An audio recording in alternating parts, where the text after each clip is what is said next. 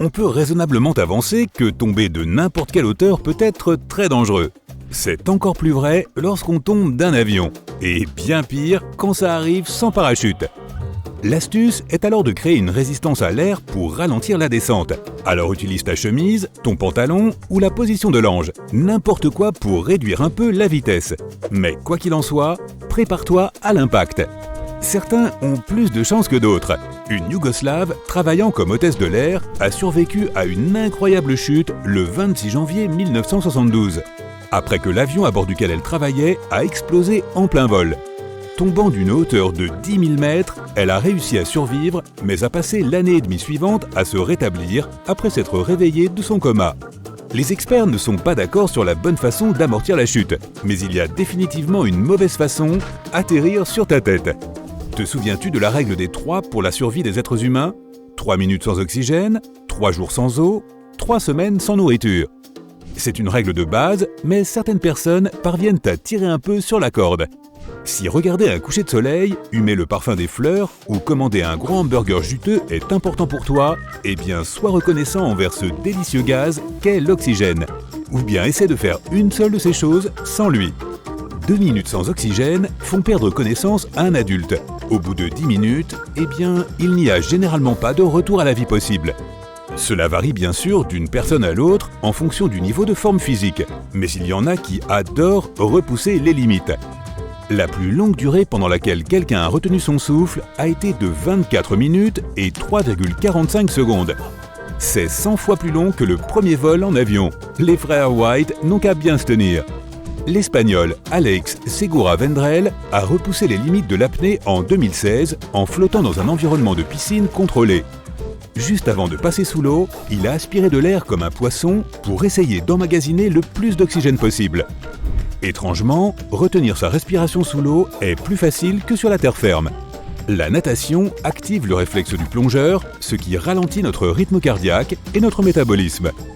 Non seulement l'oxygène est important, mais aussi la précieuse H2O et les aliments savoureux. Chaque cellule de notre corps a besoin d'eau pour survivre. Si nous ne pouvons pas remplacer rapidement la perte d'eau, il ne nous reste que 3 jours à 1 semaine avant que tout ne soit terminé. L'humidité de l'air, notre âge, notre activité physique et notre santé jouent un rôle énorme dans la rétention d'eau dans notre corps. Lorsque nous manquons d'eau, les zones importantes de notre corps, comme le cœur et le cerveau, puisent de l'eau partout où elles le peuvent.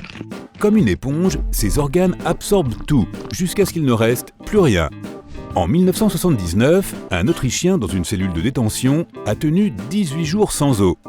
Il aurait léché la condensation sur les murs de la prison pour rester hydraté. Quelle est la chose la plus effrayante de l'univers ? Un réfrigérateur vide. Sans aucune calorie, ton corps commence à se nourrir de lui-même. Pas exactement le régime que tu avais prévu pour cette année. Pendant les premiers jours, nos réserves de glucides sont transformées en glucose. Lorsque tout cela est épuisé, notre corps commence à cibler la graisse, les muscles et les autres protéines, jusqu'aux os. Le jeûne est un moyen courant de laisser notre corps consommer les réserves dont nous disposons. Le plus long des nombreux jeûnes du Mahatma Gandhi a duré 21 jours.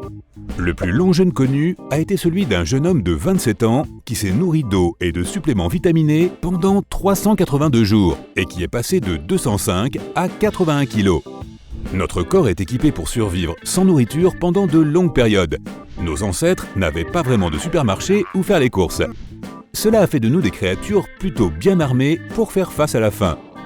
En tant qu'humains, nous pouvons faire face à de nombreuses situations de survie extrêmes, mais combien de temps peux-tu nager dans de l'eau glacée sans te transformer en bâtonnet glacé ? Que se passe-t-il si tu es coincé dans le désert ou au sommet d'une montagne ? Escalader les sommets du monde, comme les Rocheuses, les Alpes ou même le mont Everest, est un défi alléchant, mais le vrai danger réside dans le mal aigu des montagnes. Il touche environ la moitié des grimpeurs. À partir d'environ 1500 mètres d'altitude, le manque d'oxygène peut provoquer des vertiges, de la fatigue et des maux de tête. Certains peuvent même avoir des insomnies. Ce n'est que le début de toute une série de symptômes qui affectent notre corps. La perte de conscience devient un gros problème pour la plupart des gens à partir de 5000 mètres d'altitude sans préparation adéquate. Une ascension trop rapide peut même entraîner la présence de liquide dans tes poumons ou pire encore. Le mal aigu des montagnes ne se soucie pas que tu sois jeune ou vieux, homme ou femme, pantouflard ou athlète. L'Everest est haut de 8800 mètres et constitue le défi ultime pour les alpinistes. C'est comme grimper 20 fois l'Empire State Building ou 2 fois le Walk of Fame de Hollywood. L'Autrichien Felix Baumgartner a repoussé la limite de tolérance à l'altitude le 14 octobre 2012. Il a sauté de 128 000 pieds d'altitude, soit près de 40 km. Il n'est pas surprenant qu'il soit aussi le premier parachutiste à avoir dépassé la vitesse du son, atteignant le chiffre ahurissant de 1340 km/h. Il avait évidemment un équipement adéquat, notamment une combinaison pressurisée avec de l'oxygène et des systèmes de sécurité. Si tu vas en altitude, souviens-toi des 5 P. Une planification propre prévient les pauvres performances. Survivre à une chaleur extrême n'est pas seulement une question de température.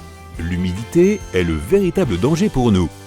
Moins l'air est humide, plus l'eau reste là où elle doit être, à l'intérieur de notre corps. Es-tu déjà entré dans un sauna à plus de 110 degrés Celsius?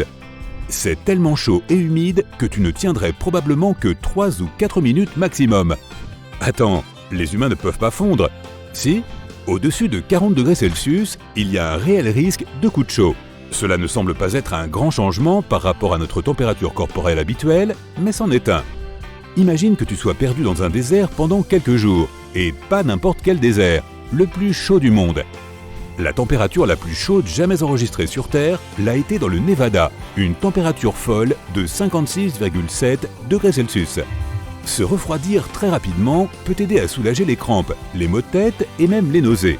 Mais la respiration peut devenir quasiment impossible une fois que tes organes commencent à s'arrêter et que l'hypothermie s'installe.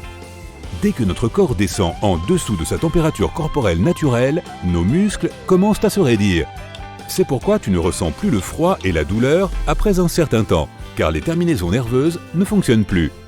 Frissonner pour produire de la chaleur est le moyen naturel de notre corps pour garder nos organes au chaud, mais cela ne fonctionne que dans l'air. Dans l'eau froide, frissonner draine ta chaleur corporelle encore plus rapidement. Si tu n'as jamais entendu parler du Club des 300, c'est normal. Une base en Antarctique a trouvé un excellent moyen de tester les limites extrêmes du corps humain de la manière la plus singulière qui soit.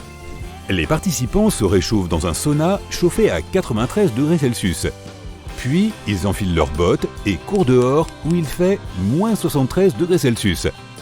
Non seulement ils doivent supporter le changement de température de 166 degrés, mais ils doivent aussi courir autour du pôle sud avant de revenir au sauna pour se réchauffer à nouveau.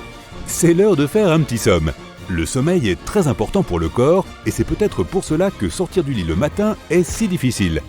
Nous avons besoin de sommeil pour recharger nos batteries après la longue journée que nous venons de passer. Notre cerveau peut mal fonctionner en cas de manque de sommeil et 8 bonnes heures de sommeil sont idéales pour un système immunitaire sain. Dormir améliore notre mémoire, notre cœur et nous met de meilleure humeur pour la journée. Randy Gardner et ses amis ont décidé de tester les limites de l'éveil dans le cadre d'un projet d'ExpoScience. Ils ont réussi à rester éveillés pendant 11 jours et 25 minutes. Lorsqu'il a été testé pendant et après l'expérience, Randy parvenait à jouer au basket et n'avait pas d'ondes cérébrales anormales. Il est presque impossible de calculer la force G exacte qui pourrait blesser un humain. C'est parce qu'il existe 3 types de force G. D'un côté à l'autre, de haut en bas et d'avant en arrière. Le danger réside dans le temps que nous devons passer assis alors que nous sommes projetés comme une poupée de chiffon. Plus nous restons assis longtemps, plus cela affecte notre corps. Nous faisons d'ailleurs l'expérience de la force G à la maison, simplement en nous asseyant trop rapidement sur le canapé, en éternuant ou en recevant une claque dans le dos un peu trop forte. Le pilote John Stapp a démontré qu'un humain peut résister à plus de 40 G. C'est presque 10 fois plus que ce que ressent un pilote de course moyen. L'expérience n'a duré que quelques secondes, mais pendant un instant, son corps a pesé près de 3175 kg. Pour survivre, il ne faut pas toujours affronter les éléments. Parfois, il faut lutter contre le temps lui-même. Le record actuel de longévité chez l'être humain est détenu par Jeanne Calment, qui est née en 1875.